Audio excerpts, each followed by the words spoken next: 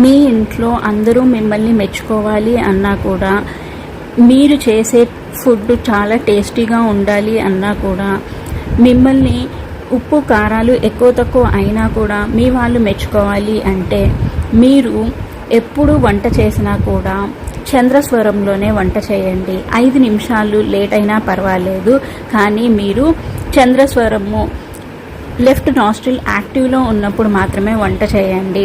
మీ right నాస్ట్రిల్ని 3 నిమిషాలు close చేయటం వల్ల మీ లెఫ్ట్ నాస్ట్రిల్ యాక్టివ్ అవుతుంది.